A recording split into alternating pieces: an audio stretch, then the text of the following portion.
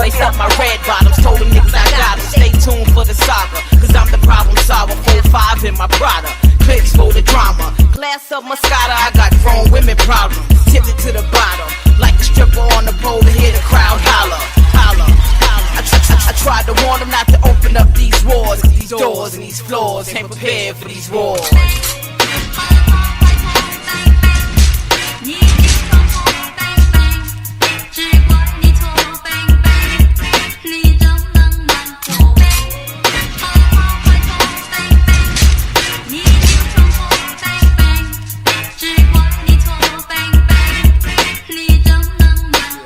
I've seen so many of you running unnatural, feminine. Business in your DNA is critical.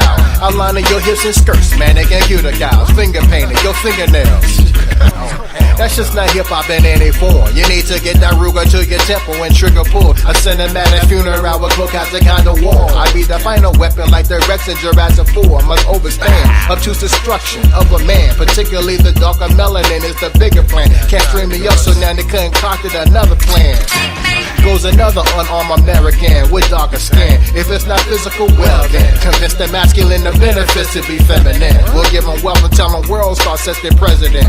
Spread the news to your younger black men. They got the Lululemon for you to be buried in.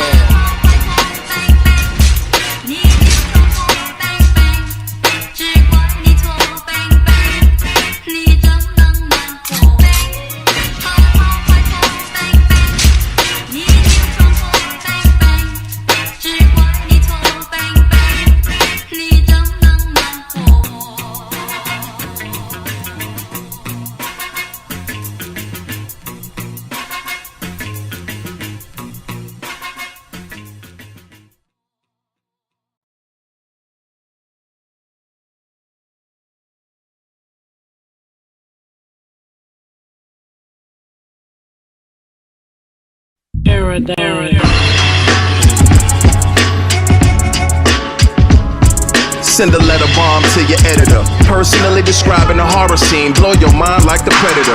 Sever your preconceptions by stating the facts. Them dudes laying the vocals, Gene Panay. Sports talk, entertainment, news, and politics. Relationships, logical steps, and common sense. Topics of conversation for the masses to connect. After the broadcast, give you reasons to reflect. Respect all opinions, but we're here to serve the core audience food for thought. Welcome to Furthermore. Welcome back, What's going on, great people? How was y'all's week? What up? My week was pretty good. It went by like quick. Yeah? Yeah. Working hard. Yo, who's out there with their music on loud like that? Oh, that's me. Oh, look at that. Oh, that's me. So wait a minute. That's called hold on. I think Quest. Is he in his own? Yeah. Quest, you tapped in with us? I'm tapped in. Tap in. I'm just having my little praise and worship. They say when a few are gathered, the Lord can be present. Can be or is present? Can be. Y'all got to receive him. Oh, Lord always not at the door. But it's always inside. But you got to open up your heart to him. Mm-hmm. And if your heart ain't open up to him, then you know. Outward seeking for insight. Yes. Jesus loves me. All right, so we there. Singing. All right. I guess so. We go. Good morning, everybody. Thank y'all for tuning in with the Furthermore cast. Shout out to everybody. We got Smoke Dog in the back, touching buttons. Touching buttons. We got Gene Panay back there. Looking cool. I'm talking about, yo. No doubt. Gene Panay El Suave. Yo, Suave can I? Yeah. Sam, slide up. Sam, slide up. Sam, I am. Get in. Sam. Yeah, Sam, what are you doing? Sam, You I faded in the am. back for you supposed to be over there touching Sam, buttons. You're I supposed to am. be touching the Hold the buttons. boom. Hey, get Sam the boom mic so he can hold it over y'all in the back like that. Sam, you on boom mic, dude? Sure enough. Actually, yeah. my son is a part of this episode. I brought him up here to see what we do, cause, yo. Say what's up. What's up? What was that? Okay, Oh, there yeah, you gotta it talk is. to the What mic. was Sam. Oh my God. Okay. What's good? You know. What's good? What's good, Sam? Let your people know. Hold on. Sam, wait, Sam, hey, Sam, come back to the Yo, mic. come back, Mark. Come back to the mic. We gotta give your people a shout out because you know how you young folk do. I got to shout out to the Shout whole out some people. 34, 49 and the whole third period. All right. I don't really know for real, but like my brother. All my recess rascals, holla at y'all. Not recess rascals. I see y'all Bro, in he's detention a next high week. schooler. There ain't no recess. He a high schooler. Oh, I've been out of high school for a long time. You Damn. looking at a high schooler. Right, what y'all That is doing? exactly what we're calling kids What do y'all now. do? Recess rascals. Sam, do y'all beat on the table at lunchtime? Like when y'all rap? Do y'all still do the pins and needles? I mean, you know, it's all of that one kid. You know. It's always that one. That one Hey, kid, right. remember that one kid's name? Right. Yeah, he might Remember be that one somebody. kid's name. He might be somebody. You gonna call him Happy? All right. What's up now? We're happy Word. you're here with us today, Sam. Yeah. Absolutely. So, you don't want to shout nobody out in particular? I mean, I don't know no one out here really. Like, He ain't out here in these streets for real. That's what He you're ain't out saying. here. Bro, you got a whole squad of name. people that you talk to on the phone. Squad. Cuddled up. No name. Damn, stop cuddled up. informant. You don't have nobody on the Narc. phone informant. That's how you start RICO Man, cases, listen, bro. this is That's dad. how you start RICO cases Shout out right to there. all your Xbox He ain't got friends nobody or on. something. I'm There's saying, nobody he got on his somebody, phone. He got somebody he could shout out. His family, his loved ones, you, Faja. No. Yeah. No, nobody? yeah, nah, I can't think of nobody. Dang, I'm gonna tell Micah on you. Yo. What? And that's how you Oh. realize how important you are in somebody's Hey. life when they get on camera and can't shout you out. Oof. Dang. Damn, Sam, Alright, you just so I got just used seen- as an I seen example, what just bro. happened. I seen what just happened. Oof. You just Nah. got used as an Yeah. example, son. Nobody. Hold on, nobody. Now I gotta ask you Yes, again. nobody You safe. got one more. You got one more chance to make it right. I believe my brother, the children you know, are the he be future. doing everything for me. Like, yeah, my brother, he be doing everything for me. All right, bet. Aw. Bet that. Shout out your brother. That's so sweet. Everybody That's don't super get them. love. Everybody don't get them. Remember that. Yeah. Siblings is a blessing to have. I think we Yeah. all have siblings. Shout in out here. to my sisters. Man, shout out. Yeah, I'm gonna shout them out. All four of my All brothers. of them. All of them? All of them. Both my sisters. Yeah, I'm gonna shout all of them. Even Shout that- out. even Her that one. cousin sister. Even which one? That one. Listen, I love all of them. I love all of them broke differently. And my dad. That part. I'm shout out everybody in my family because I love y'all. Without y'all, I wouldn't be here. Why you got this? I'm done with him. Yeah. I would like to give a shout out to the Knicks clan too. Yeah. Cause The Knicks clan? the Knicks clan. Yeah. Clan. So interesting story, right? Mm-hmm. I met this guy's father before I met him. That is true. Yo, that's crazy. I was me and his dad used to play chess at like 2:00 in the morning at Emory University. Oh, shout out Emory University. And he said, "Yo, all of us work there." So he said, Got a sibling that works there.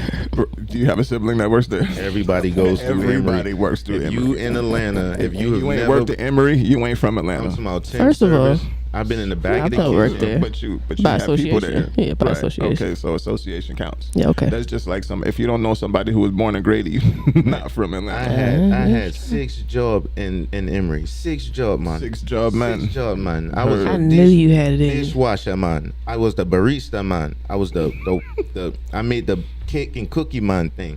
I even ran the plates to the people who were sick upstairs, man, thing. I did a lot of things up there at Emory. I did too. I helped build over there at Claremont. I was moving Which furniture Claremont? up there. Claremont, the Not new lounge, campus. Not the lounge, not the lounge. New campus, the No, Claremont listen. Emory campus. Boy, I was all up and around through Emory. Yeah. I was in Emory so much, I used to go down there and hang out in the commons.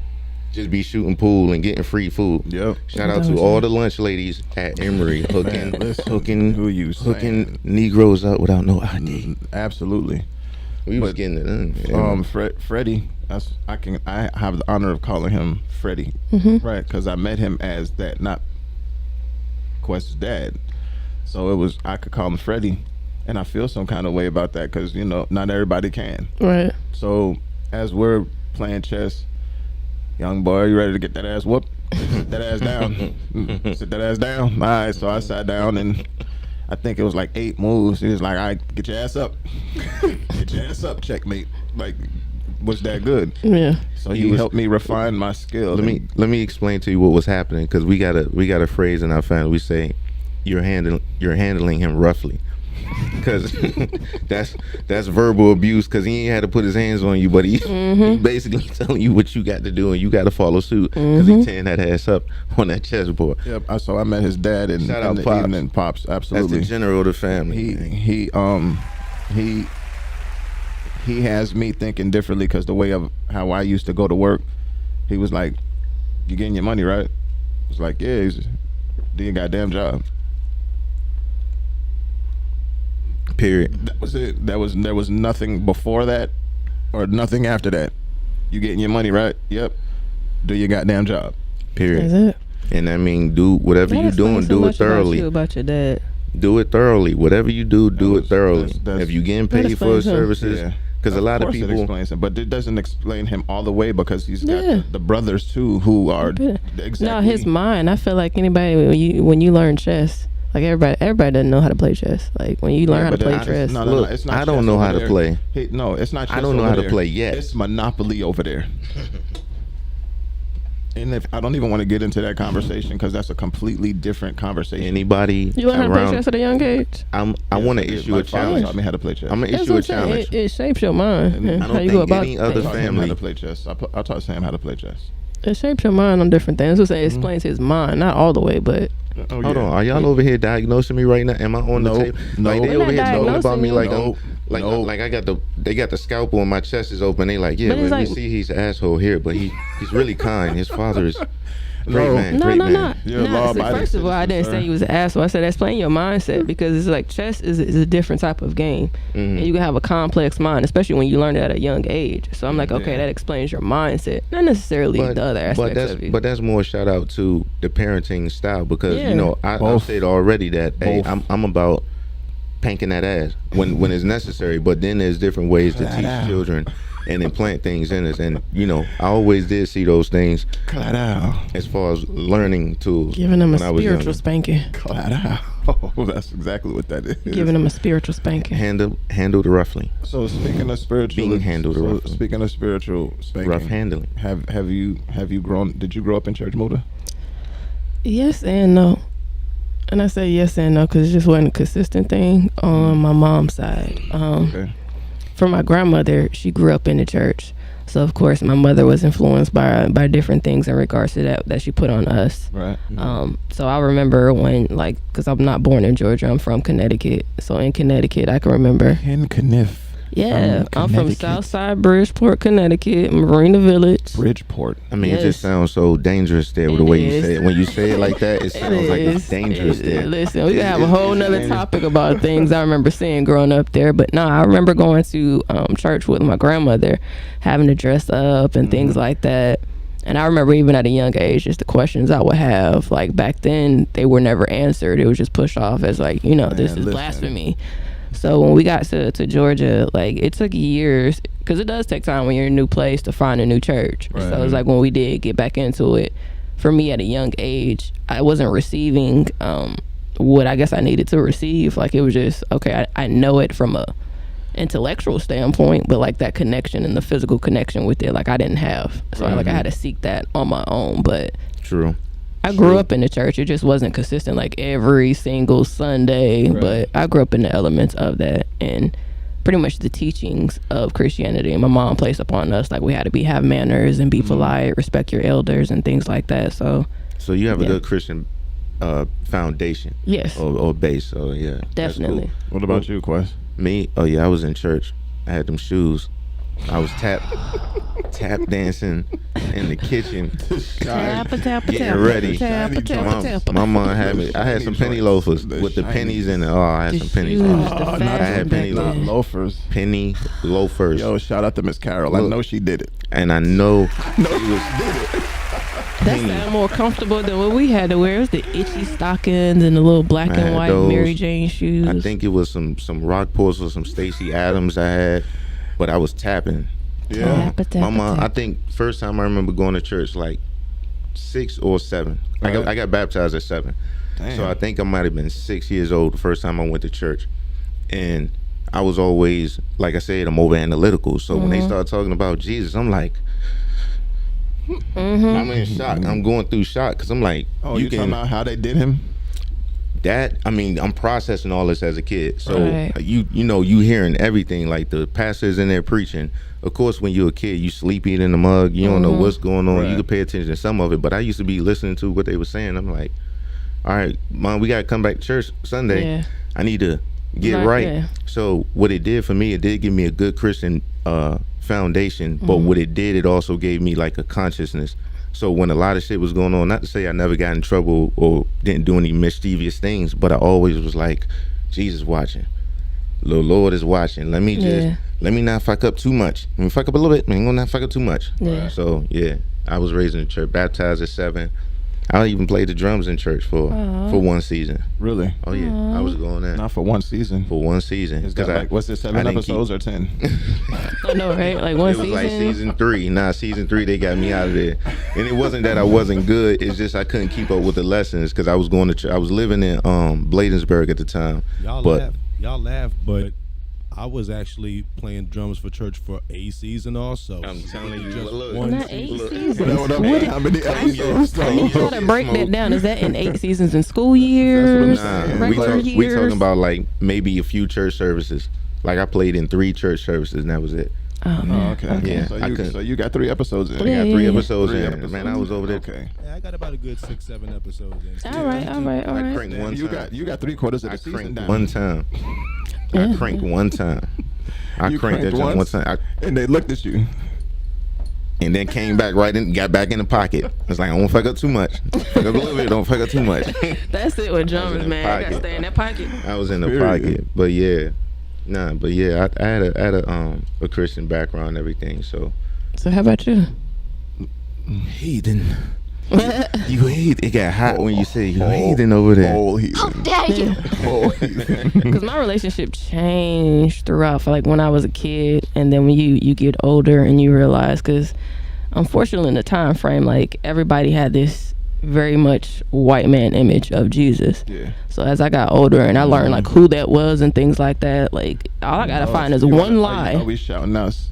Cesare Borgia? Is that who we shouting out right now? Who? Cesare Borgia? The brand ambassador. Yeah. The brand ambassador. Okay. Yeah. So yeah, we gonna get to that point. No, I didn't grow up in the church. My love for candy led me to Christ. Amen. I'm sorry. Repeat Amen. that. Repeat that. My love for candy led me to Christ. He'll Right. Please. Thank you. he'll draw you in Sound like there. some silver cap It's kid activities. So We talking about candy or it's like candy? That candy. Ow. You talking about ow? Or you talking about a little bonbon? A little wrapper. Okay. It's with the sound, and you open it up, Not and you with pop the a candy in your mouth. Yes, the sound effect, all of it. Onomatopoeia. Onomatopoeia. What was Right. it again? It's the opening of the candy wrapper. Okay. All right. Yeah. So Can we get that on the button? when Get it on the button. when we moved to Georgia, I don't recall ever going to church. Like, Okay. I don't ever. But then Georgia, there's this bus riding through the neighborhood that says CH blank blank CH. What's missing? You are. You are. Wow, that's great branding. Mm-hmm.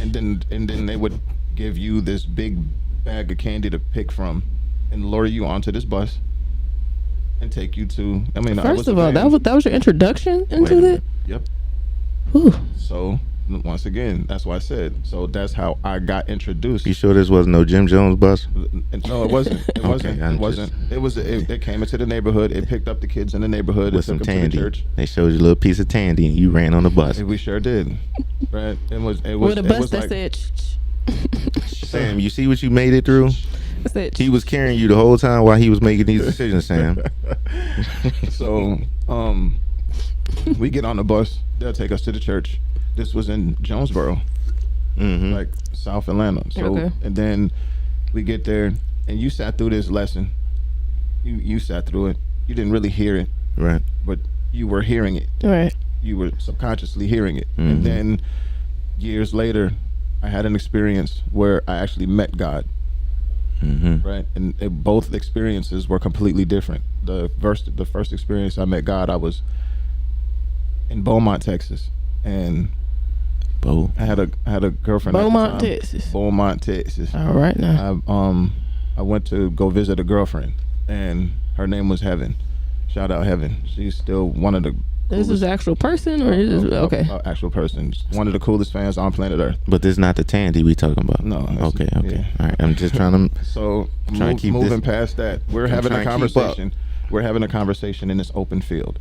Like it's just me and her. Okay. And we're talking and like being as transparent as my shirt last week. Right. Just being that to each other. So we were in Houston. We drove. We went from Beaumont to Houston. Came back to Beaumont to go to church. Shut your ass. Okay, my bad. I'm there. We in the scene right now. We Go ahead. So we come back to Beaumont because that's church service. So I was with her from the time we left that park Okay. to the time we get to church. The irony of her name being called Heaven is still. Go Okay. ahead. So we have making sense. we have dialogue on the way to church. She hasn't spoken to anyone Okay. since. It's all been me. Right. So we go into this church, and I think it was a apostolic church. And if you know anything about the apostolic church is all about the fire of the Lord. Okay. And being baptized with fire. The Spirit hits you. Okay. So I walk into this building. It's very small. I walk in, and the curtains are the color of Quest's shirt. It's dark in there. It's like extremely dark in there. Light shining through. It looks like it's blood dripping down the windows. And then the music is organ playing, and it sounds like I'm walking into this haunted house. And I hear the tongues. People, the whole congregation is doing this. And then when I did this, she looks at me and she said, "Oh, I forgot to tell you." No, I forgot to tell you. That is that is very much information I need to know. Yeah. So I'm here. It's too late. I can't run. I'm going to see God. She welcomes you to the jungle. There's a little palpitation in the heart going. She welcomed you to the blood of Jesus. Right. So then we get there and we sit down, and then the pastor starts talking, and almost verbatim, everything that we had said in that field I say. was coming out of his mouth. And I was like, there's no way. There's no way. And I think we just lost one. yo, there's no way Tribune. there's no way he knows this conversation. I know what we were doing last night. Right. And she was not talking to you. Right. Right. Right. So I get off. I'm sorry. I leave there, throwed, and we have to drive back to Houston. He said throw. How old were you at the time? 22 maybe. Okay. I drive all the way back. We drive back to Houston because that's the same day I got to catch my flight home. I get to the airport, and this is prior to 9/11, so you could go from Right. the gate without going through TSA. Quick, I fast, in a hurry. and I was late, so I had to run from the very front of the airport all the way through to get on the plane. I ran, and so I didn't know this at the time, but when I got to the plane, I didn't have any oxygen, zero oxygen. I'm tired as hell. As I get on the plane, I feel my heart still beating super fast. And I'm still thinking about the message that I just, Right. you know what I'm saying? So I'm throwed again. Get on the plane, they pressurize the plane. Plane takes off, like maybe over Louisiana or Mississippi. My spleen explodes. Lord. Right? Yeah. My spleen, it's called a splenic infarction. Yeah. So I'm on an airplane. However, how high are you? About 30,000 up. All right, so I'm No, 30,000. how are and you? It's crazy, and it's crazy because I have a flight attendant who can tell me how high I should have been in the air when I had to splenic infarction. So Were y'all still ascending, or did y'all reach cruising altitude? we reached cruising altitude, y'all was and I over was 30. dumb. I was like, all of this pain just all in here, Yeah, and the I pressure. could not get comfortable. Mm. And so I'm like, yo, what's going on? What's going on? I have to call you back. I'm on air. Quick. Well, thank you. So That was very professional. What? Very professional. I What? like the way you handled that roughly. They were handled roughly. That's how they Direct. feel. That's how they feel right love now. direct Hold on. communication. We're gonna come right back. But they were handled roughly because they like, how dare he? How dare he? And but they don't understand. But they gonna have to hold that later on. But yeah. So we are 30,000 feet, and I feel this pain, all of it, in my intestinal area, all up through into my chest. So what happened at the time is, I don't know what's happening to me. Right? I don't know this is what's happening. This is what I find out later. But 45 more minutes of this excruciating pain. Get off the plane, and the Atlanta tram. So I got off the plane, walked, didn't wheelchair, walked it, got to the tram, got on the tram, passed out on the tram, woke up in the hospital. Oh my gosh. They sent me home on just the heaviest pain pills that I've ever had in my life, and those were Percocets back then. This was before perks were even Oh yeah, a for sure. thing. For sure. And then I go to my homeboy's house because he literally picked me up from the hospital. He's literally 5 minutes from the airport. I mean, from the hospital. So he picks me up. His name is Gordon. Shout out G. That's my dude. He says, you can stay here until we figure out, the plan to get you home. So I pop 2 to 3 of them joints, not knowing that they back then these were like super potent. You got them perk 30s, I perk had 60s. whatever they was. I saw Joe Budden performing "Pump It Up" in his living room. Okay, hold on. Pump there. it up. I'm there. So this is the second time you seen God. It's just come with it. It's okay. It's building up. Come on, with it. come Right. on. So Okay. I see Joe Budden over there in the corner, and he's performing just for me. Just for me. Let's go. Shout out Joe Budden, because there's a lot of history there there's too. A lot of history there. Yeah. So we get to, I get to the house, and I told Mom Dukes, I'm like, yo, Mom, something's not right. This is not just a regular sickle cell crisis. Right. And she was like, all right. So she takes me from the house to Northside. I get to Northside Hospital, and Northside Hospital is like, oh wow, it's a surprise you made it. What do you mean? Like, you're internally bleeding. I've been internally bleeding from the flight to landing, to in the airport, to from airport to the hospital, to my homeboy's house, through the Joe Budden concert, to my mom's house, to Northside, which is probably a span of 3 days. Yeah. I'm internally bleeding. Jesus Christ.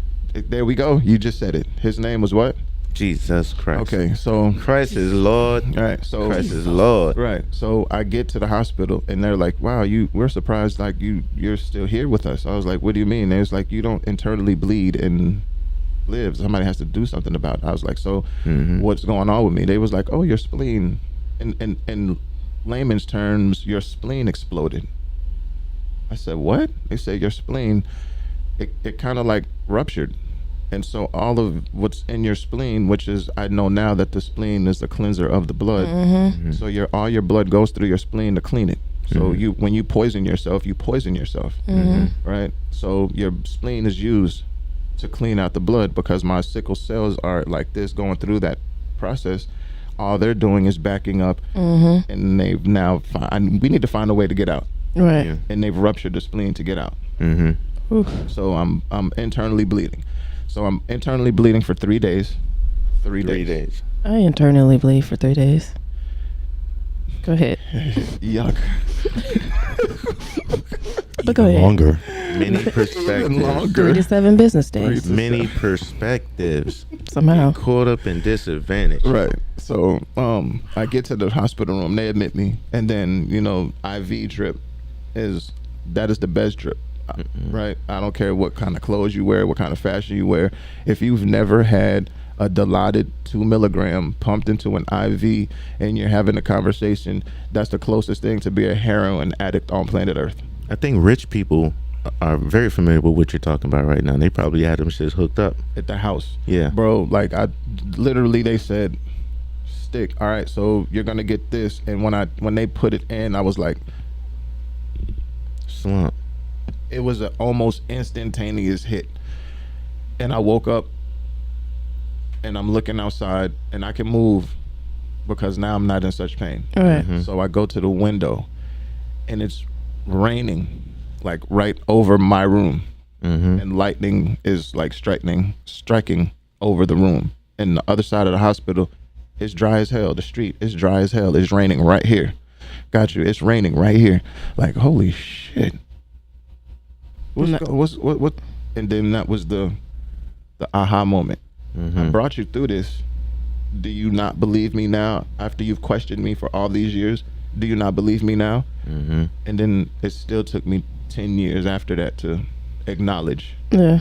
You know what I'm saying? Yeah. But I know plenty times in my life that the footprints in the sand, I was being carried. Amen. Amen. I know the footprints in the sand. Something other than me was carrying me. I didn't realize it at the time, but I know now whose I am, and that's powerful. Amen. I'm definitely a child of God. That's powerful. I want to call it the universe. Yeah. I can call it Jesus Christ, but I call it the all. And you know what? When you claim it like that, because a lot of, I mean, not that it's a challenge, because everybody has to get to a point where they can do it themselves. But when you're ready to claim it, and you know inside yourself, that's all it's about. Right. You don't have to prove it to nobody. You have that experience, and that's what I don't do. And that flow. I thought that's what church was. I thought I had to in church do such and such, like, and be this outwardly person. No, my heart is the purest. I'm the most genuine person in a circle. You got it. It's one of those situations where if you miss out on me, that's not my fault. Right. Amen. Same for you.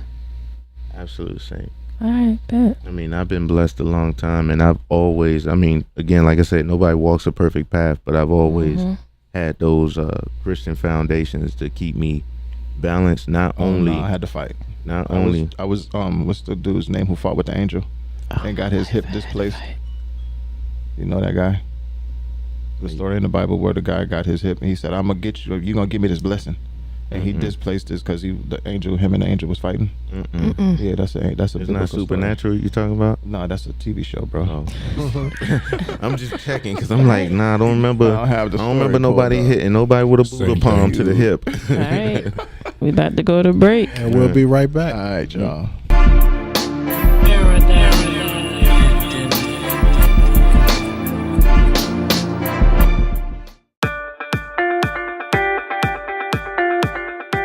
Hi, welcome to the Juicy Crab. Come on in.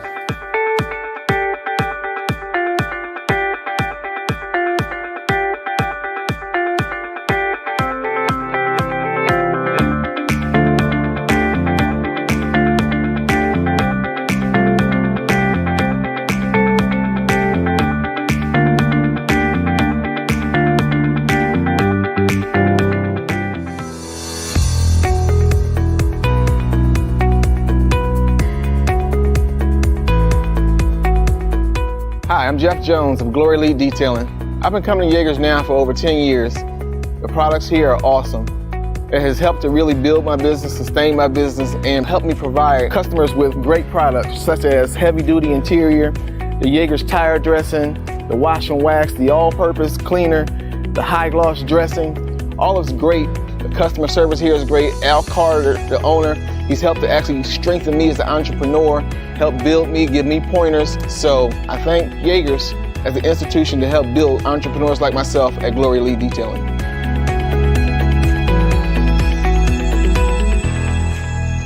And if you guys aren't over to make it to the store, we'll be looking forward to you on the road.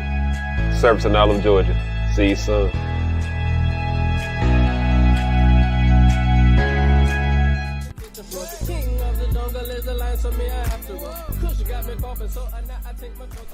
Yo, Jay. Whoa. Roscoe, long time no see, dude. Been busy. What's up, though? You got some bug? Of course, dude. I might be swimming, but I'm not drowning, man. I remember you still owe me $30. Yeah, about that. Dude, don't even worry about it, man. Word. Just let me get like a gram or something. I got you, bro. You want some California grandpa food? Or you want the Brokeback Mountain? Give me that California shit. I don't want no Brokeback nothing, nigga.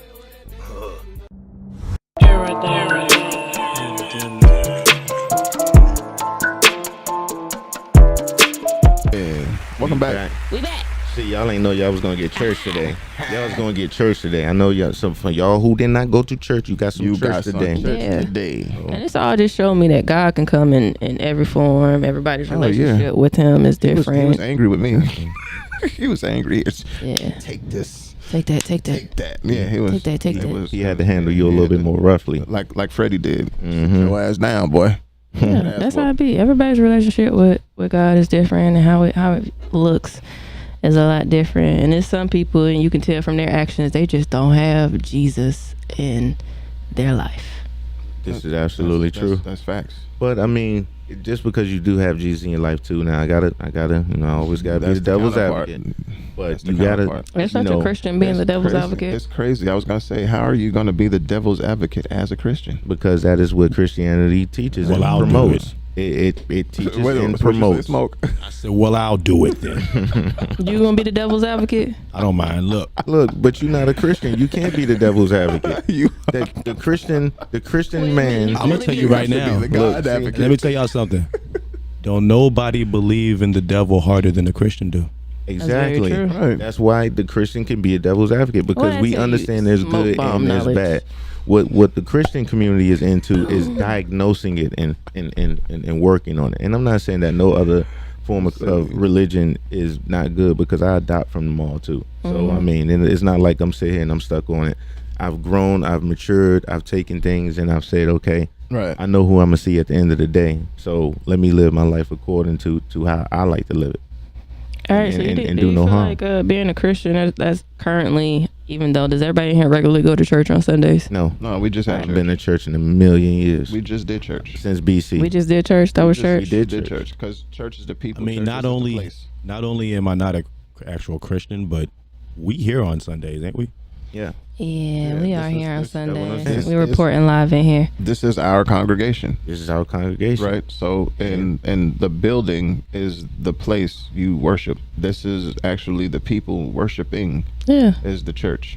And so the misconstruing of, and which is me, I'm the historian. I do the research in the book. So when you go to church, it's a gathering of the people. Right. The congregation is the gathering. The church building is the local assembly. Right. That's it. So when we go to church, that's wrong. Right. And the people who bring the people who brings church. Yes, the people or make the church. So if there's no body in that building, what is the purpose? It's just the building. So it's like we had church for a minute, and now church is gone. Now we about to get into furthermore. So it's like, and we're not saying, again, not shitting on no institutions or anything that you guys got going on, your beliefs or whatever it is. I'm not saying my way is better than your way or this way is wrong. I can show you how to do. I can't tell you how to do you. Show you how to do me. I cannot tell you how to do you. Period. So so ultimately, it shaped a lot of our values, our morals, and things like that. So without that foundation, who knows where we would be? I'm telling you, like that pretty much leads us into the next guest. I mean, you're seeing it though. You're seeing it live in how it is without the world. In the world now. We see so much tragic things, and that's my first thought. Or that's a lot of people's first thought. Like, where is God? Where is that foundation? What was their upbringing like? So, I guess that'll break up our next topic here with a CPS worker. So we got a video for you guys to watch. Let's check this out. Yeah. Tell us what you think after. And we begin tonight with a story that you'll only see here on Fox. An employee with Child Protective Services is caught on camera telling a 14-year-old girl in foster care to become a prostitute. That's right, and this girl is one of hundreds of kids in CPS custody living in hotels all over the state. Fox 26's Randy Wallace live from Southwest Houston here with this story. Randy, the exclusive.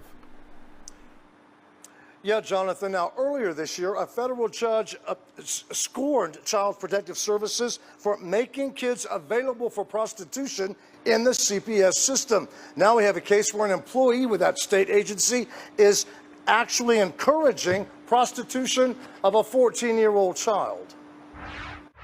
You gonna be a hoe, be a real hoe. Wouldn't they remove a child from a parent that told their child to be a prostitute? They should. And they would. Keisha Basley has 9 kids. She turned to Child Protective Services to help her with her 14-year-old daughter, who she says was running away and causing trouble at school. My daughter told me that the worker had been telling her that she should do these things. So she said she decided to video her. Please. CPS is housing the girl at a hotel. She's one of dozens in Harris County. In the video, she tells the CPS employee she wants food. The CPS worker tells her to be a prostitute. I mean, she was basically encouraging a 14-year-old girl to become a prostitute. And giving her an incentive to do so, and almost a threat of not having her needs being met if she didn't do what this woman very explicitly told her to do. If me, the parent, was to do something like this to my child, I would be bashed. I would be called a horrible parent. I would lose my kids. Get your tail to that room. Basley filed a formal complaint with CPS. This should not happen to girls in their care. This should not happen. This is unacceptable. Jamie Masters, the commissioner of CPS, came to Houston to personally apologize to Basley and her daughter. I've never seen that happen before, where a commissioner of CPS comes in from Austin just to apologize about something that's horrible that's been done to a child and a parent involved with CPS. I do not believe that that was genuine. I really don't. It's bad enough if it's one rogue caseworker. $1,500. It concerns me that it may be bigger than that, and they need to investigate this and make sure that it's not just one person, and they've got to figure out a way to protect these kids. CPS sent us the following prepared statement. DFPS is aware of the video and has taken action. The person in the video, who was employed as CPS support staff, was dismissed from her position August 10th. The safety and appropriateness with which children in care must be treated is our paramount concern. Nothing less will be tolerated. Reporting live from the Southwest side, Randy Wallace, Fox 26 News. All right, we back. First off, shout out Randy Wallace. Yeah, his Nautica shirt. Yo, there's a lot to unpack there. It's so many different conversations. Say, if you're gonna be a hoe, be a hoe. Is that what a real hoe? Yeah, she said if you're gonna be a hoe, be a real hoe. Yeah, she did say that. It's context. Yeah. Bro, in these cases, I need to see.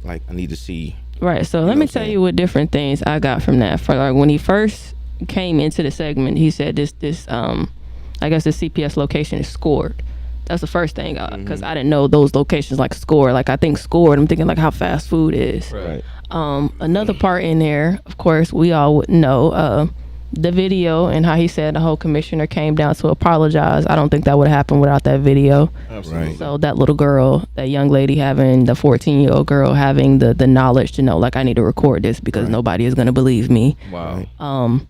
Unpacking of what the mother said as well, like if that child had remained in the mother's custody and those things would happen, they would have easily taken child away from her, and Child Protective Services would have taken that child away. Right. So to now have Child Protective Services doing this thing and would have trafficked her. Right. Because that's technically what this is. Yeah. Basically. Recruiting her in so she can be in.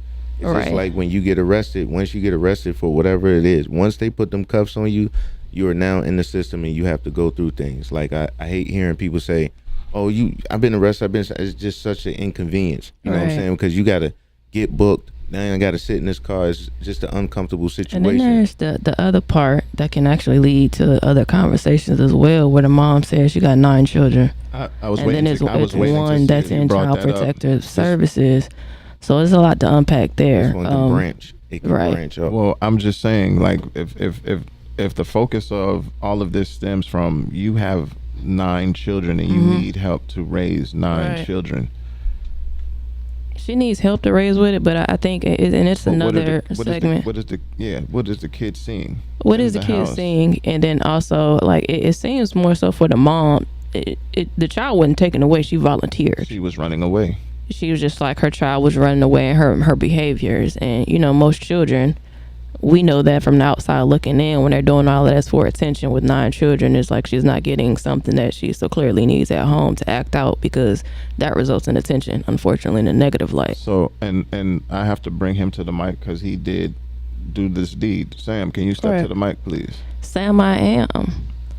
Sam, we're gonna get some input on Sam, because this is it's court. It's court, Sam. No, it's not court. It's because court. The difference is now We gotta get Sam up to speed. He's waking up. We gotta put him on the stand. Waking up. Yes. All right, Call, Sam. can we call the witness to the front, please? Sleep. Can we call the witness to the front? He sleep, but this would be a good thing because it shows something in regards to that age. He's a child. So with that being said, Sam, do you remember when you were going to what was that? Walgreens, and you slept at Walgreens that night? Yeah, I remember that. All right, so do you do your best to tell your side of the story? Because I don't want to. My side? Yeah, your side. Or your version of events and how that night played out. Played out. All right, so earlier that day, we playing outside after school. My dad, he wasn't really home, because that's when he started working, and he was out late. Our dad normally comes like past like 12 maybe, and then he got caught outside while he was coming, and then while we was walking back home, it started raining, and then because the little me, I ain't want to get a whooping while I was wet. I was like, when I hit this corner, I'm gonna hide behind the house and then dip. Oh, so you suffered yourself. Yeah. How old were you at the time? You remember? I was in 5th grade, so okay, like 11 maybe. Okay. Was it 11? Maybe 10? 10, yeah. 10, so 11. your logic, you thought if you hid, then the whole problem just go away, right? That's what I thought. Yeah. That's what you thought. Like it all disappears. Everybody forgets. Time will pass, and right. Yeah. Yeah. I'm glad you older now, Sam. But no, it don't work. Older now, but it's also a lot of people that actually kind of still do a little bit of those habits. When they have too much on their plate, they kind of just shut down in an emotional way, and like and they're normally really closed off or something. I mean, but they are. I mean, and then that goes into mental. But again with with her having 9 kids.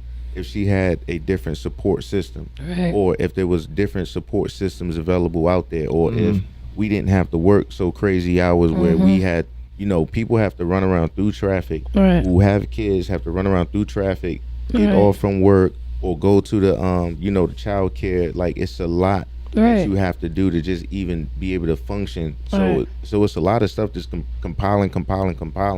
And I'm like, every time something like this happens, or it gets to a point where we're exposed to, you got this lady out here who is clearly a older lady. What she look like? She about 40, 43. Oh, you're talking about the mom? I don't say older. You talking about the not mom? older, but I'm just saying 43. You talking about the mom? Yeah. No, not the mom. The CPS worker? Yeah, the worker who was telling the girl this. I don't know if they showed a picture. It was just more so like her voice or whatever. It was blurry, but that was her moving around. So I'm just going off her legs. She looks like she might have been about 43.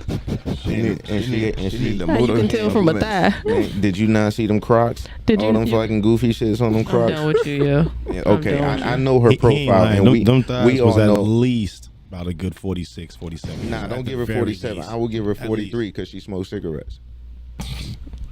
Wow. We all know the profile. I'm not even gonna sugarcoat it. So either way, but now I'm about to give her some, not props, but what I'm saying is she's old enough and she's been out in that area. It ain't like she just moved to Texas, so she know what the environment, she know what the lingo and the time of day it is, and she like, young lady, if you out here and you gonna be out here, get yourself together to be out here. Now, I don't know in what context she said if you gonna be a hoe, be a hoe. She could have just been like, get your money. Like that could have been the context of it. I don't know what type of conversation they was having, and I hate to see partial information because you can go so many ways. But I think it is fucked up because now that video is out, now you said now the commissioner, everybody wants to respond, and now everybody wants to make sure that the employee is fired, right, and that they take no blame because we don't condone that type of activity here. Right. It's not the first time and this that's shit happened. easy enough to do, but it's like for me, especially as a black woman on the outside looking in, I look at the mom, the child, and the CPS worker all have a mental health all a thing. situation. Like the child is going to be traumatized from that. For the mom, it's a lot of course, her feeling overwhelmed, not having that type of support system. Because my mom was similar in the sense of like, you working so much, naturally you tired, and you got kids that just can't even do the simplest thing you are asking. Even though they're not making you upset, you're just pushing off that energy on them. So I think even with I think the part if that's not being discussed is if this girl is old enough to be the one that is being the parent who is not supposed to be the parent. Yeah. Like I have to watch, of course, 8, 7, or 6 siblings because the other 2 are not here, the other 3 are not here. Right. I remember looking at my brother and loathing him wanting to watch me because you know we was latchkey kids. We got home off the bus. Mom didn't go home till about 5:30, 6 o'clock. So we were at a school for like 2 or 3 hours. Yeah. So we didn't see moms, but mom told Andre, yo, you had to watch. Shout out my big brother. He looked out. Shout out. Yeah, same for my oldest sister. I think you have multiple kids and you're living in a single parent environment, and that parent, of course, has to do what they have to do. Like my sister was definitely the parent in a lot of situations. There were times even getting to high school, I was just like, yo, I'm just too tired to whip her. Like, can y'all fight? And I was just like, what? What? Yeah, no, it's for real. That's how it was. But it's for me, that respect level that I had with my sister. And I gotta tell people to this day, like, ain't nobody, I got bang with everybody. I'm not doing that with her because like she's a whole beast. But my respect level for her, and then I see how she internally took how my mom was and how she raised my niece was absolutely completely different. They had an open conversation. My niece is now in college. She's never had a whooping. She's really respectful, things like that. So it's just it takes that awareness and that mental health thing. But the mom was struggling. I hope the 14-year-old girl doesn't grow up traumatized in that way, because that definitely leads to that viewpoint. And I want to say, have a question to ask. I do have a question. And it's gonna sound disgustingly bad. Go for it. If can you read it in a moister tone, please? Then moisten up your tone, moisten man. up your tone. Maybe it won't sound as bad. How dare me? Hey, I said it too, so it can't be. But Pause. technically, I'm gonna be Quest smoke said it right first. now. I'm gonna be smoke right now. I know, right? Pause. So what I'm saying is, there are people who give it away for free. People, or you mean women? Give what away? Women. Yes, don't say people then. Just say women. Give what away? But I say. So it's pretty much just women that give away their vagina for free. I think I want. Let me help her with that, because I did want to expand on that. Okay, go ahead. Because yes, morally, an adult, especially an adult females, encouraging a minor to do something of that nature is actually absolutely immoral. However, the old adage is, no woman, and we're talking about of legal age, should be broke because they have the ability to barter their body for financial gain. Right. Thoughts? But that's like saying, I mean, that goes both ways, and it's like, why should that have to be an option? Why should somebody have to barter their body? Bro, I mean, strippers do it all the time. No. There's prostitution and then there's stripping. That is two much different things. I'm completely two different To answer things. your question, Quest, Because because you don't necessarily have to go that route, but you still have the choice of doing so, is what they're saying. I mean, you know what I right. mean? Like that the goes option same is still there. But that goes the same for every man. Because if you say that, then, Right, but then for a man like on the streets that's homeless and a female on the street that's homeless, unfortunately, you're still gonna have dirty men that will buy her vagina. You're not gonna have a woman go on the side of the street and be like, okay, let me get that. But I'm not talking about it. But not in just that her sense. vagina. This is what I was you can going to buy say. a mouth too. Any part of that, but I get what Smoke is saying. It's just that don't mean you got to act out on that saying, but that saying is very much true. But it's like if a young lady was to come to me and say, "Nigga, you ain't got no reason to be broke. They got guns out here and enough drugs out here for you to not be broke." I should not have to choose to be a trapper. You're right. Like, You should not have a to make woman that should not have to choice. choose to have to barter her body. That choice should not be Just there because it's not a altogether. fair choice but doesn't it mean is. it's not a choice. That's exactly It's a choice, but to the point what you said no woman should be broke because they can barter. That's the old adage. That's the old adage. Yeah, he was saying the adage, not saying that's what it is. He was bringing to the adage to the conversation. That is an old saying. Is that white man logic? Is that white man logic? Yeah, because I think that's how it got created, to bartering anything. Because when slavery was going on, No, so I think you're white thinking the folks barter was in- part of what he's saying and the words that he's saying saying. like, okay, when you say woman broke, do you mean like she's broke and on the street homeless, or she's broke and she can't pay her bills this month? Whatever the circumstance is that she needs some money. Right. Or financial. So she already got her life established. It She's don't just a even little matter behind. in either route, whether she got her life established or not. She has that option and possibility. Not to say it's a good one or you gonna go that way, but if you down on your luck, for men you would think of another route. For some women, depending on whatever factors, that is something you can subconsciously have in your mind. It's just, are you gonna play out on me selling my vagina? Yeah, but like she didn't tell her, look, if you wanna get out of this whole situation, stay in school, stay focused, find you a good support group, some friends. She didn't give her no constructive criticism. her be a hoe. She told her if she gonna be a hoe, be a good be hoe. a good hoe, which means that if you gonna be out here giving it for free, you might as well get paid for it. That's what Now that was the I didn't want to throw that out there because I didn't want to guide anybody. I thought that exact same thing with seeing that clip. They sound like they're out there having one of those talks that you might have on the talk on the side. And she's being candid and real with her. Like, girl, I done been out here doing this. Why you think I'm doing this now? They said that she's a helper. They didn't say that she was an employee. They said she's like some auxiliary service type person. That's her label. Like, she goes out and just checks on the kids. And that's what makes she's the not difference. a person who's doing anything. I think that's what makes the difference. Like, if it was her auntie out there telling her that shit, it's not going to hit the same as the as child CPS protective worker, services telling the child to go out there and, you know what I'm saying? But was the young girl being a hoe though? Because she was alarmed enough to feel like she needed to report this. All right, because it was something that she was telling her mom at first, and then it got to He act like there ain't no such thing as smart hoes. See, now, I mean, listen, they're dumb hoes and they're smart hoes. But can I throw this curve in there? Now, suppose this was the case, and kids are very conniving, and I always consider this. That lady could have caught her doing something, and she told her, and she, you know how you had that adult talk. You probably don't want to go in and snitch, but she be like, look, you don't need to be out here doing this shit. I ain't gonna tell this time, but you really need to get your shit together. And out of fear, the little girl could have set her up and said, hey, now next time I'm come in here. She set her up though. I mean, but she had set her up. record She had the the camera conversation. from like her telling her mom previously, like just the conversations or whatever. And I think her mom even knew like she was having sex, but that don't mean whether I know you, my auntie or whatever. That whole mindset or that phrase, just if you're gonna be a hoe, be a good hoe.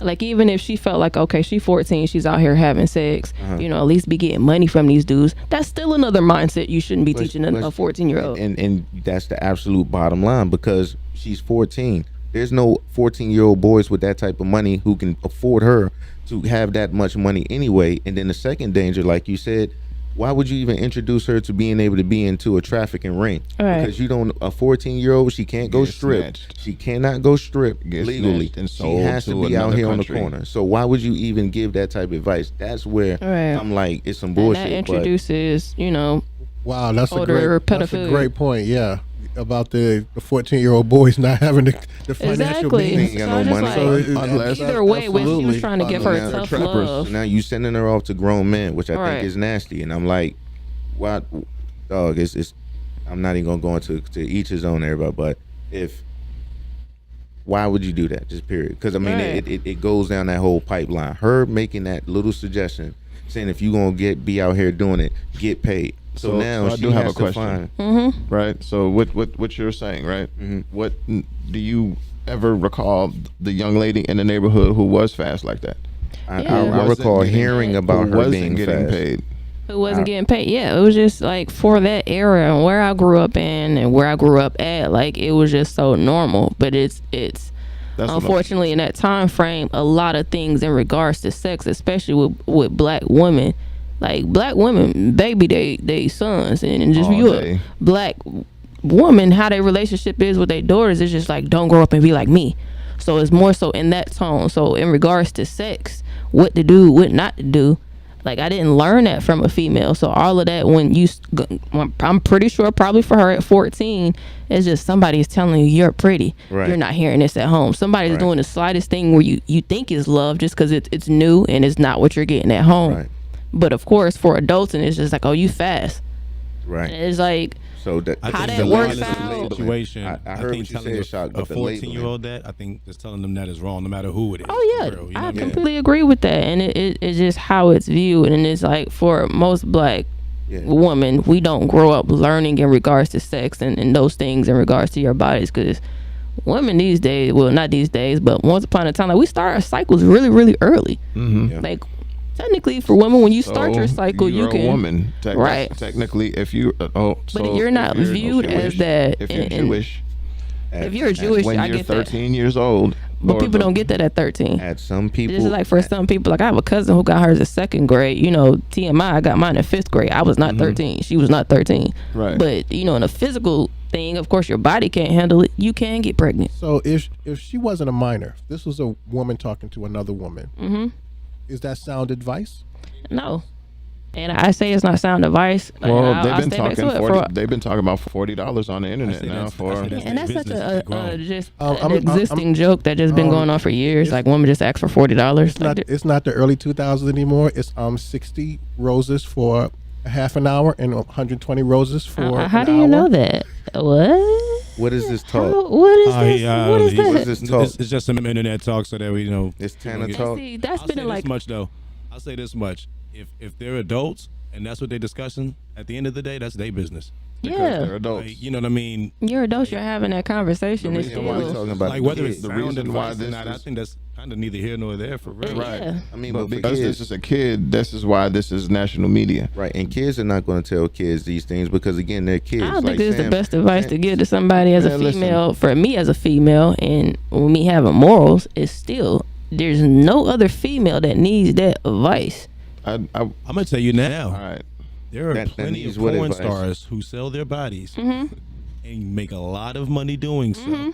You know what I'm saying? Like, But they lose their souls in the process, Smoke. Have you depending seen on some who of it them? is, you might I'm feel like joking, I'm you might joking, feel I'm like they joking. lose their souls. No, like, I'm joking. You'll have people that joke, 'cause genuinely people are enjoy just- that, yeah, but exactly. that's not what she going through in the conversation. Like in a conversation, like how she just said, like, oh, okay, if you gonna be a hoe, you know what I'm saying, be a better hoe or whatever the case may be, and get your that money sound off like- of them. Like that ain't talking about porn star things. That's a whole nother thing. Like if you enjoy having sex so much that's all you want to do, be a porn star. Be a porn star. Well, let me ask you this, And it's because just it as simple brings as up that for that. it brings up Everybody point. ain't cute enough for that. At some point in They got time, they got a hole. have you seen Ron three Jeremy? holes. Have There you you go. seen Ron Jeremy? Yeah, Okay. Ron, It's you not right there. nothing to look What? at all. That nigga looks like Iago, a human version of Iago, the bird from Aladdin. So Anyway, in other words, y'all feel like doing it on camera, despite the money difference, y'all saying that doing it on camera is more okay than just selling your body on the street? 14 years old. I'm not talking about a 14-year-old. At this point, we're talking about adults. But that's okay, the with con- but that's adults, the conversation. You can Wait, make say you that- can say make that you can question make a again. decision that you want to make as an adult. But if you want to lead somebody to it, it's like it's a difference if they got an option or not. You know what I'm saying? Like if you're telling her you ain't got nothing else out here to do, this is the best that you can do. Right. Go get some money for this skill right here. Right. You've reached the pinnacle of your top. You've That's maxed a out. level up in your profession. If you out here being a prostitution, I feel like be your the best. level up in Right, that but- profession as a porn star. Right, but I feel like we kind of covered that part. Mm-hmm. You know what I'm saying, as far as whether it's okay to not to say that to a 14-year-old child or not. So saying- I think that's why when I said what I said about being a stripper, I think when the conversation was shifting, it was you have the option to show your body for money. Mhm. You get more money Mhm. if you sold your body Mhm. for money, right? So what Smoke is saying, is if I'm as a grown up and I choose this profession, if I start off stripping, that's the least moral of all the ones that are out there, because I mean that's the most moral, I'm sorry, of the ones out there, because what is it doing? Of sex work? Yeah, because you're not sex working. You're sex, right, because you're so not strippers having like sex. outside of that box of sex worker. No, they're not. They are, because They are? because man, if I've been to some strip clubs where I wanted to have sex with the stripper who was on me. All right, did you have sex with them? No. So how would they be a sex worker? Because she made me want to have sex. Right, that's the illusion of what I'm wearing in the action. No, she didn't have anything on. So it's a sex worker, you actually working and you having sex. Like But you I'm working saying- for the sex. But then there's no. So why is the phrase "no sex in the champagne room"?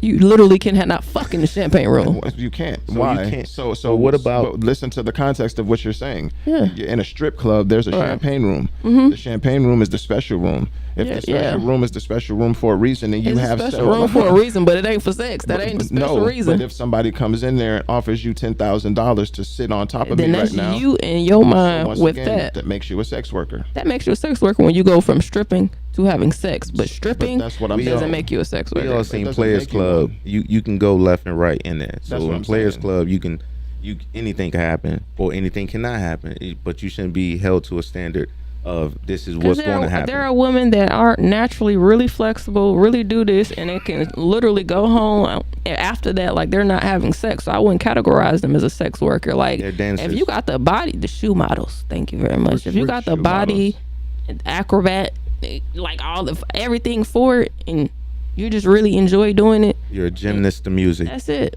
And We're some gonna pick men this will- up on the other side of the break. But Yeah, some men will pay for that illusion.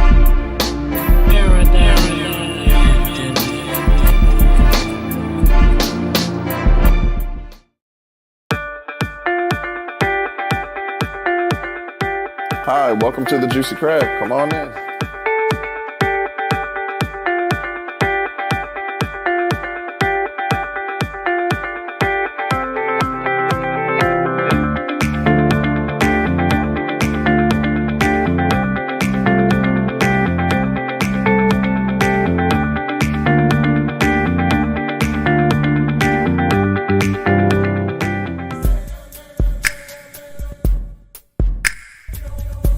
It all started with a vision, a hustle, a grind, discipline, dedication, faith, and loyalty.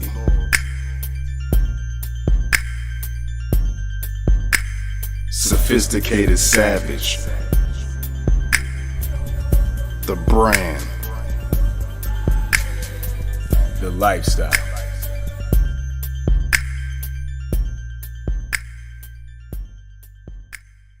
It's just different.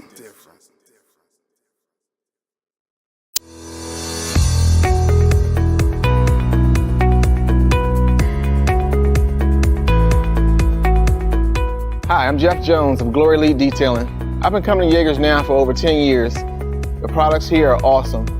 It has helped to really build my business, sustain my business, and help me provide customers with great products such as heavy-duty interior, the Jaegers tire dressing, the wash and wax, the all-purpose cleaner, the high-gloss dressing. All of it's great. The customer service here is great. Al Carter, the owner, he's helped to actually strengthen me as an entrepreneur, help build me, give me pointers. So I thank Jaegers as an institution to help build entrepreneurs like myself at Glory Elite Detailing.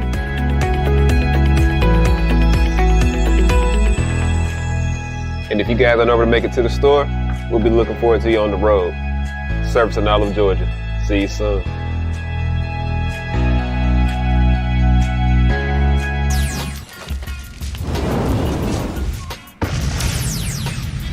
Man, this shit crazy. Oh yeah? That ain't shit. Watch this shit, nigga. Quit hitting yourself. Quit hitting yourself. Quit hitting yourself. Damn. Hey Jimmy, you good up there? Yeah, I'm straight. These niggas. Oh shit. Oh yeah? Motherfucker. It look like all of them. What we do now? Shit. We need to follow that ship. It's probably going where they got LJ at.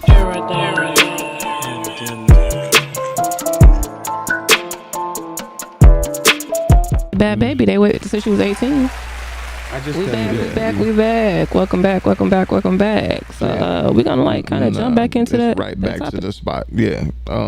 So the sex worker beginning, to me, personal opinion is it's tempting that world. Yeah. Because the woman might be attracted to this guy who has tons of money, right? And if she's attracted to this guy who's got tons of money and is paying her, she chooses to go home with this guy or goes wherever she goes with this guy and sleeps with this dude. She has become a sex worker, right? He's doing it because I can pay her to do whatever I need her to do for me, right? That's the intro to it. For me, it's like, you know how they say smoking marijuana is the gateway drug? I remember when they said that. Remember that? I have never gatewayed to nothing else. I've never, me neither. That is a lie. But I'm saying, there are things though that are opening your eyes to certain things that you would never pay attention to, right? So if you're in the world of sex, because you know the purpose of the strip club is to sell the idea of sex with this person, right? So that's the idea. You've opened these young ladies' minds up to doing that. So now, if I can make $1,000 a night doing this, how much more money could I make if I did this? And that's where that 3.5 and that ounce. Cutting into something else, because you're gonna lose your soul with the sex, the transition from a strip club to being unless that is something you absolutely enjoy. Because but what I'm saying is, I'm trying to compare that though to what the girl is being told by this lady. Right. Is if you're not giving her the whole right, picture. that's what I'm saying. You're If not you're giving gonna her be the a whole hoe, picture. if you're gonna be a hoe, be a good hoe. Now, if you're gonna give somebody some advice, and I'm not saying it's right or just or anything, but the less harsher side of the thing, like I would prefer like my child to smoke with me than to be out in the street smoking. Why is that? Because you can guide them and you can teach them. All of that. So the point is, and I know there are parents who do that. You know what I'm saying? I'm one of those parents who will allow. But I'm also going to have the conversation with you while you're in your state, so you understand what's happening on what's developing in your mind at the time. Right? You got to teach them before the world does. This lady who's not this person's parent is giving this little girl lady advice. Lady advice? This detrimental, important advice. This is if because she could take that and run with it. And I'm if I could just jump in. Go ahead. Again, is opening her up to something that she's not even thinking that far at all. Right. She's not thinking that far. Like Sam said earlier, he thought it was just going to go away. So she's saying, well, okay, if you go out here, you can make some money from it. Just like starting a business, you make one transaction, and then that transaction becomes 2, and then it becomes 3. But then it's all the bullshit that goes on with doing business. So even if you make it to becoming a stripper, and not all strippers are now going to become sex workers, and now they're going to become porn stars. A lot of them can see, but they are exposed to that, because in that house of stripping, there's also people who are being a lot more ambitious about their sex job or their sex work, or probably making more money. Well, hell, like you said, if I can make $1,000 a night, imagine if I start getting me some regulars. Then now I could count, that's $5,000 a week I can make. Okay, now I'm getting this. Okay, well, let me fuck with one of these niggas or such and such, because that it opens you up to that, and you never know who you fucking with or what rabbit hole you going to end up in because you chasing that. So I wouldn't put nobody on that career path. I would say if you're going to love somebody, or if you're going to be out here with somebody, make sure you know something about them, so you don't end up getting your little heart hurt at the end of the day. You know what I'm saying? Like be a good hoe. I can't fuck with. There's no good advice in those words at all. No.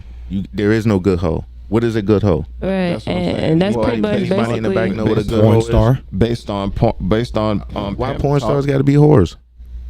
Male and females? Based on pimp talk. They're just all whores. By definition, they all sleeping around. So you know what I'm saying? They fucking around with different people, fucking different hoes. But they're working Yeah, they're working. Like so are whores, but so are whores. But this whores is what are I'm on the saying. strip working. So if I go shoot a basketball right now, I'm shooting a basketball. Am I a basketball player? No.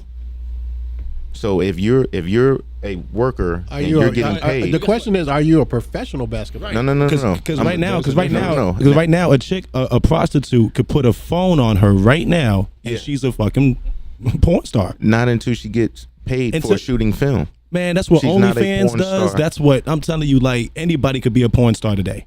Actually, you can. Anybody. Okay, if that is your business, and if you're making a substantial amount of money to where you have now, this is what you do. You have now made a professional business. whore. Yes, but it's not. I don't think it's a professional whore. It's now, like you said, a porn star, because this is your profession. Like if I'm getting paid you have to shoot a basketball, terrible stigma around the word whore. Like it's it's automatically.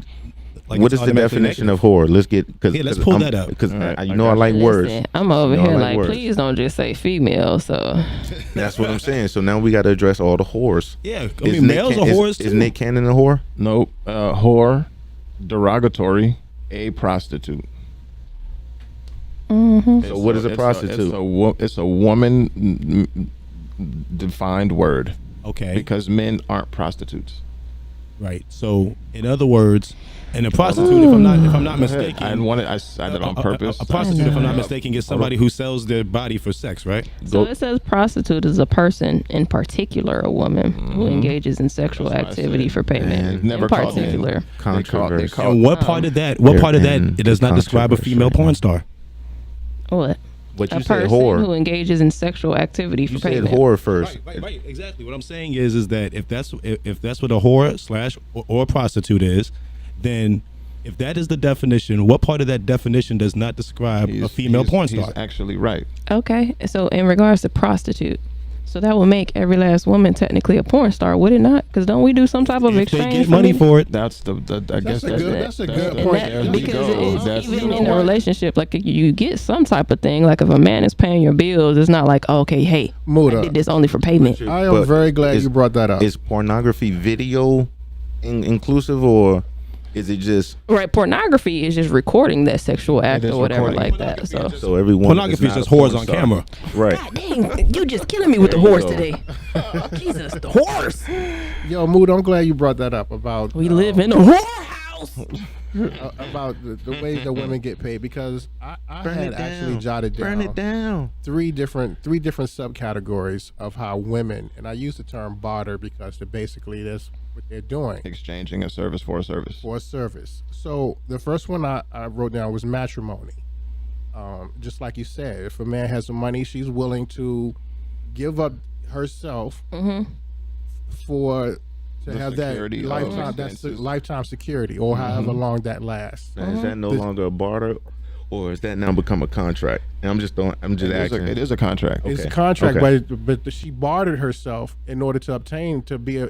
But I thought barter was like trading goods, and I'm just asking for clarification. Cause But then that's what I think that's the purpose of this conversation now, because trading goods, you become the good. Right, but if you're So like you employed, you trading goods back with me, or you want my goods because men propose to women. He proposed because of something you did for him. Right. You made him feel some kind of way. Right. But So men can't get it without her saying you can get it. So she had to offer that to Offer him. it, yes.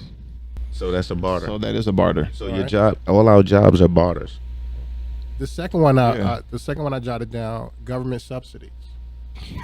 I'm sorry, what? Elaborate. That's a barter. Yes. Excuse me.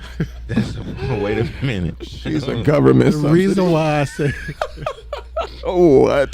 the reason why I say government subsidies is because there's so many young women of multiple races. Make it plain. I like how you're gonna go with this. I love how you're about to set this up. I'm with you already. Many women of multiple races Come on. who are so willing to have children, Ooh. to give up their bodies. Some of them are doing it to hopefully to secure their male opposite, but a lot of them are doing it because, hey, you know what? The government is offering me food. The government is offering me shelter. Stop it. The government is offering me I already clothes. knew where you were going. So government, so And knowing this, you have a child that you cannot afford, and then you have another one, and then you have another one. No, wait. But you said you cannot afford. You just said that the government offers them assistance and says that they'll be able to do this and that. So they're going in there with the mindset that this will be a good business deal. It's like if somebody offered me a contract to do some work. It's still a government subsidy. It's a government subsidy. It's still using a whole human as a government subsidy, and you're still in that particular environment because there are a lot of people that do that, like in regards to like food stamps, Section 8, and everything like that. Oh, I get $876 a month for food. It puts you at a minimum. And it's boxed in type of thing. So it's even when you choose to have all these children and you know that they're going to live off the government, you can't never flourish and grow from that because like then you're going to have to see how hard it is out here. Right. Well, now I think we're seeing the results of that now. But Panay, you had one more too, right? He does. Yeah. Because government subsidy. So right now I got one more. Matrimony, my last one. government subsidy, and entrepreneurship. Okay. Entrepreneurship. And that goes back to the main topic we've been talking about as far as prostitution. But for me, like even with prostitution, like for that as well, all parties are really involved and all parties are aware. So it's not like, and I hate when people be like, "Oh, she's such a gold digger." Like, hold on, you enticed me with money. That's pretty much what you were trying to get from like me in the first place. Something out of me in the first place. So like I never understand that. Even with people who have, you know, those type of relationships where it's like an older man, younger woman, and he's like they're both getting something out of the deal. But people just always feel like, oh, it's so wrong because you know he giving her $5,000. He absolutely okay. He know of in his old age or whatever he had in his life. I cannot get this woman. So it's that mutual understanding for the both of them. I mean, it's no problem if people make that decision again, and it's not a bad decision unless you're being forced into it, and you're uncomfortable with what's going on. So I mean, again, everybody got to do what they do. Pineapples. Thank you. Everybody got to do what they got to do. Pineapples. I guess the question is, how do we alleviate or how do we reduce having to have that whole conversation in the first place? But people have to take accountability. Again, them jobs, they hired her. Somebody didn't do a good background check. So then if you're gonna wipe the slate and start pointing at everything. I have to bring this. This is here we go again. This is me and how I do it. Let's go down the rabbit hole. Okay. Right. Let's go down the rabbit hole. And when we get to this rabbit hole, what we're gonna do with this Not rabbit on hole? the computer. This is an apple. I'm gonna put This is an apple. my Mad Hatter. All right, yeah, absolutely. With the rabbit hole part, the system allowed this lady to tell a 14-year-old because they hired her. The same way last week we were talking about the pitfalls of the system allowing this lady to get back on the road. Where's the checking? Where's the self-checking? Where's the autocorrect in the system that stops this from happening? Apparently they get scored. But clearly it's not doing anything. Okay, so this brings me into the next topic then. If they're being scored, the health score for that restaurant in Lithonia where these people were fighting on CBS, the camera. Oh, that was hilarious. Did we got that there on clip? Panola Road. Can you play that clip for the and it was a Denny's. Y'all fighting at Denny's? They was over there on the south. Denny's clip. Like we used to it for Waffle House, but I'm saying like there's a score there, but that restaurant's still open. It's not uncommon to get the cold shoulder when questioning a restaurant about a failing inspection. Denny's on Panola Road in Lithonia scored 52 points in a U for unsatisfactory. The health inspector busted them for expired deli meat, flying insects, and raw eggs on bacon and cheese. But these violations pale in comparison to this violation of civility. You don't have to put the camera on nobody. I can get out of here with that. Y'all can go ahead. So we're not going to discuss it. It ain't supposed to be in the building. So whoa. Get your hands off me. Get your hands off me. Hey. Get out. Hey. Bye. Hey. The news is walking in. Come on now. Guys. Bye. Wow. Bye. So this is how you guys have no right. So this is how you respond to violation. It's not the treatment even a news crew would expect from a place that calls itself America's Diner. And here's one of their employees. My soul right here. If you feel me with that camera, I'ma knock your ass out. And I promise you that my son right here, son. Don't do that, cause I knock your ass out. That's assault right there. I don't give a my son right here, you. Is that how Let's you go, talk? Joey. Is that how you talk in front of your son? If only their kitchen was as hot as the employees, perhaps none of this would have happened. What's your business here? You want to talk to us Do about you the have store? rights to record us? Yes, we do. Why? What are your rights? You have a failing health inspection. Okay, we You know. want to talk about the failing We health know the inspection? failing health I love it. My boy said, "We know." And why is that in your business? But wait, the point of that was the score. 52. You got a 52. Did you see the You. cook? That restaurant should be You. cut down. But you know, So you know it's what's A, B, happening C, though, right? D, E, F to you. No, it's at Panola Road, so that's our I neighborhood. need to know What how is they got you? that letter Yeah, because what I is see 52 A's in and I you? see- Unsatisfactory. So that's below F. What's the scale? Unsatisfactory. Yeah, what is the What's the scale? scale? Give us a barometer I of. mean, if you're A, B. less than, it's just like school. If you get below a 70, So you're that's the failing. scale. So Yeah. look, Yeah. this is what I'm asking. Get below a 70, You you're got failing. A, B, C. U, that's way at the end of the alphabet. Or do you at least U get an is F? unsatisfactory. Okay, and the 52 is on the scale of 100. Yes. Wow. Yes. So what I'm saying to you is, if this were in a different Yes. neighborhood, the camera wouldn't even be in the restaurant. They couldn't get in because they would close it because it's a public health problem for this restaurant to even Right. continue to open. But for me to sit here and watch this on screen, white cameramen going into this black neighborhood into the restaurant, that's a problem in itself. Right. Because you're trying to say, hey, look, this restaurant is still operating, right? If you went to a different neighborhood, that restaurant wouldn't be open. Right. There would be something on the door to protect the people from going into this establishment. Right.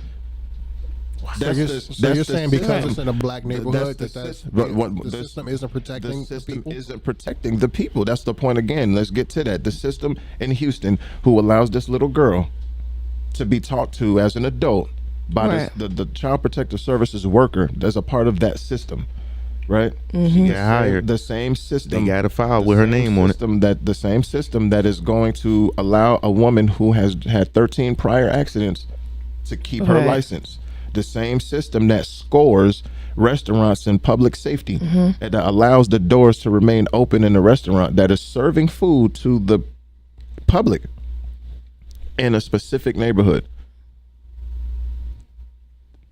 Do you not understand why I'm so frustrated and with the system that allows these things? You see the despair in it, and I get it because it's like, again, when I be hearing this stuff, I gotta comb all the way back through it. We got to look at all the files and the documents, pull out all the dossiers, and let's get in here and pin through and see who did not put the T, cross the T, and who ain't dot the I. Right. Because that's what it comes down to. Like, Because these systems at the end of the day are made up of a whole bunch of imperfect humans. and you got to call Denny's. Denny's know what they ain't sent nobody through, Down No there. representative to have a conversation with. No, not conversation, to check on the diner. Nobody. Where's the inspectors? The inspectors have what I'm come saying. through. They How haven't many even, times? They haven't even on the news said that we tried to reach out to a representative. Not one time did they say They that. just bogart and bum rushed them in Right. there. But Just I'm came sure. in, boom, like, yo, because we seen a 52. Who reported the 52? It was probably one of us who reported the Right. 52 Man, to the news. A game is at foot. I'm telling you, it's a lot going on over there at that Denny's that they may be trying to. I mean, come on, you. But also from a news standpoint, like you do got to get your information and facts because I really didn't hear him say anything else except the 52U. That's Like it. what 52U, research did they Right. have and like he said how like long have they had that 52U? exactly. Yeah.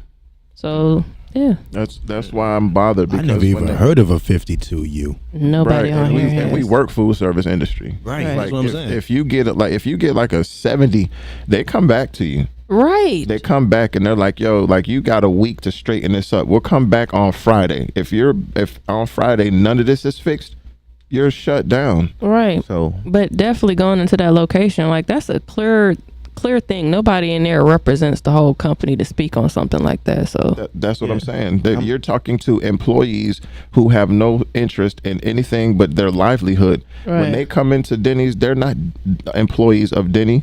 They are independent contractors, like you Mm-hmm. said, Panay. They're independent contractors doing what they need to do for the people who walk into their restaurant. Their restaurant is their section. But check this out. As the employee, because I'm the employee at Denny's now, everybody doesn't have that mindset because they don't. They're paying me do the work. Wait, but if you're a server, you quoted it Denny's earlier. But I'm 213.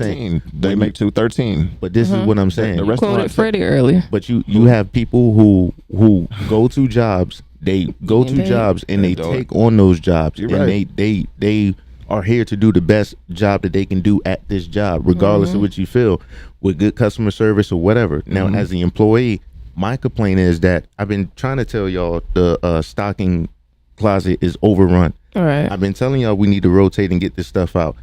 Now I can run it up to the manager, but if the manager then says, well, I've alerted district or whoever, and they won't send another truck or send a clean, or we can't even keep a staff to keep the people happy, let Right. alone cover these shifts, I got my hands tied. So then I'm that goes- on the so side then of that the goes Denny's back employees. but then that goes back to the top of the food chain. Right. It's the The people who own Denny's, who are allowing this restaurant that is failing this, and allowing the managers in there to allow this restaurant to continue running like this.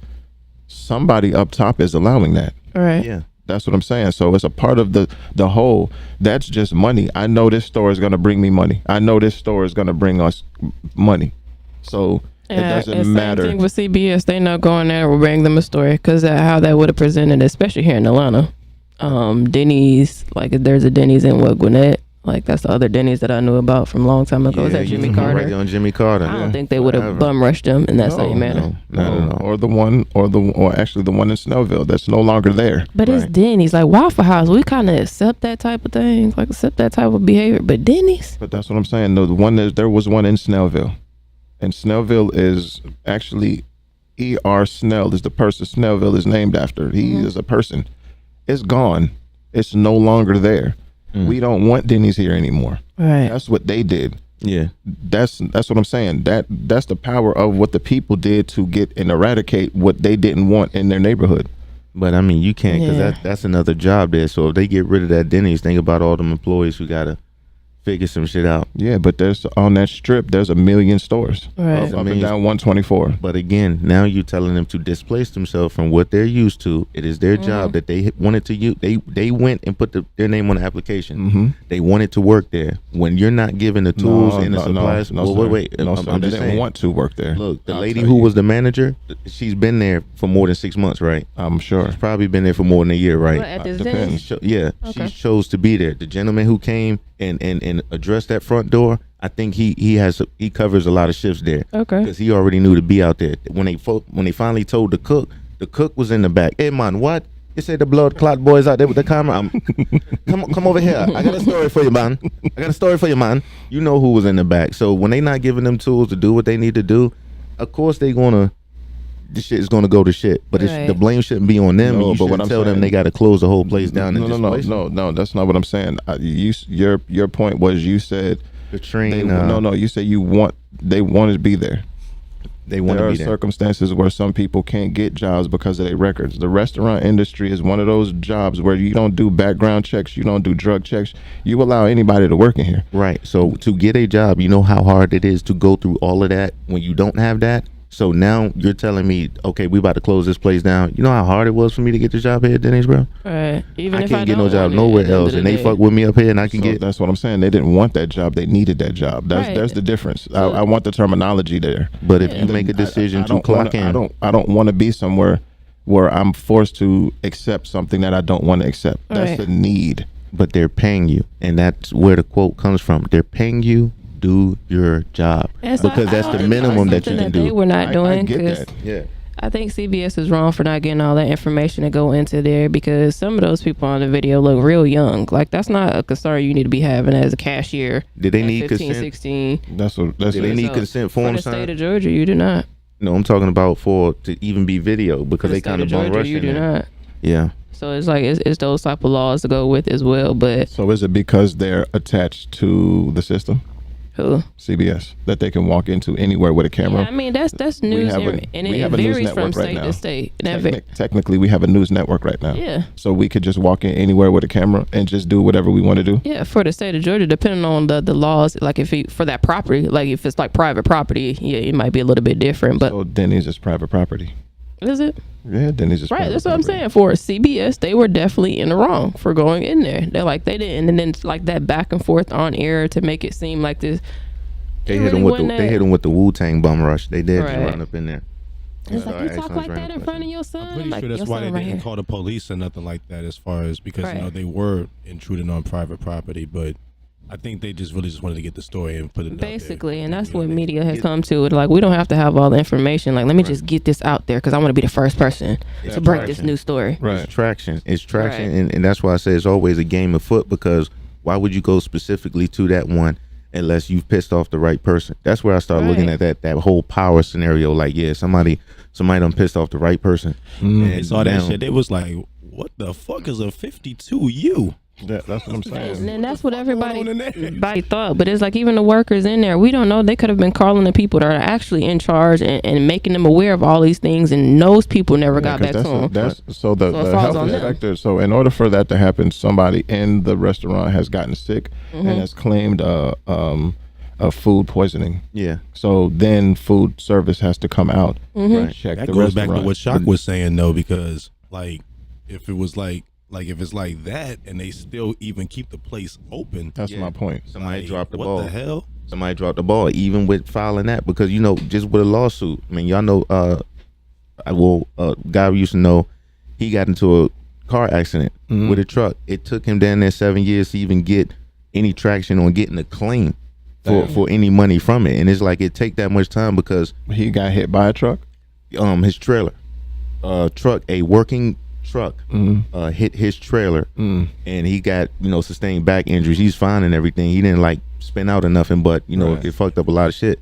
So either way, it took forever for him to even get any traction on the case, because these big insurance companies, you got to go through all this litigation in order just to make a claim, and then they got to check it off, and then somebody gotta care about your life to push them papers through and make sure everything is filed in the time. It's not about your life. Somebody has to care about their job, because if it's a person pushing your paper through and a person doing X, Y, and Z, and there's always the resources and everything back behind it. Right. When they say department or something, it's always under the umbrella of having the department of something. Is always missing some resources, but I'm like, y'all never hiring? The DMV. You need some more people to process something? Hire. No, because they can't.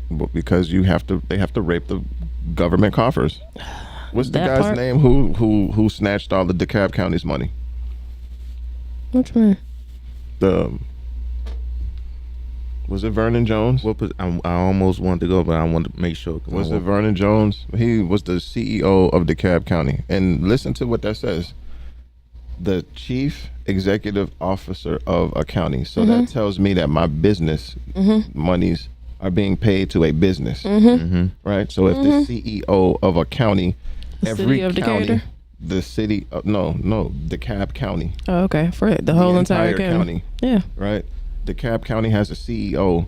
That means he's getting paid as a business owner. Yes. Right. He's not going out there and doing no work. No, it's a phone call. The police, he owns them. Right. The firefighters, he owns them. All of that is now under the command and control of the CEO. Yeah. So if welcome to America. So if certain areas aren't being taken care of and neglected, is because they're not bringing in enough income, right? We know that Panola Road, which they're either not bringing enough income, or the people that are in control of that business are a little too greedy. And I say that for county to county, it's still now we're getting to the root of the conversation. Every department is like that, and I learned that with education and other departments as well. Like every county is not treated the same in one state. That's why I keep going back to the system, because that's the system itself. They want to save that money for their bonuses at the end of the year. That's all it come down to. The more money we save, that whole street need to be replaced. Just put a still. We're all a department of something. That's why it's so imperative. Fill the little hole, not do the whole street. Fill the little hole. So it's not a We're all a department of something. This is why it's so imperative to vote, to go out there and do. But people don't really necessarily see it that way. They don't understand it. They don't understand it. They just understand the presidential. Apartment gates are a only a scam. Honda. Apartment gates are a scam. Why Apartment gates? Apartment gates, they're always broken, always fixed. Yeah. How and much pay money extra you think for it. is being? But how much money you think is on budget? If you find Yeah, I somebody, know America is a third world country with a Gucci belt on. Like, Ew. that's it. He said big facts. On that note, right? That's it. What a whore. How dare you? But yeah, man, listen. So we touched on a lot of things today. Hey, listen. Yeah, we had thank y'all church for this tuning morning. in with us. Yeah, We had church. We had church. We had went to moral Jesus. standings and immoral standings. That's it. That stem from maybe she didn't have a church background to tell a young girl go hoe. Yeah, it's You know like what I'm saying? But still, like that's not. Anyway, Consider the source. My mom used to say, always consider the source. So regardless, you're gonna hear a lot of information from everybody, but always consider the source from where that person may have got it from or what they're in. Because I mean, people That's going a mouth will say anything, but your actions speak louder. Yeah. Yerp. And on that note, we'll see you next week. Furthermore. Peace. Yeah. Furthermore. Check. Come on. Take a moment, reflect. We just gave you an earful. They breaking down the blocks while we build with some ill tools. Over the hill views while we charging the battle. Time is over the limit. Critical with your cattle. Casual, curious content. Change for your nonsense. Raw thoughts. Furthermore, no drooling, no vomit. View it, farm it. We invite you to with the comments. Till the next time. Click the share button and harm it. Yeah.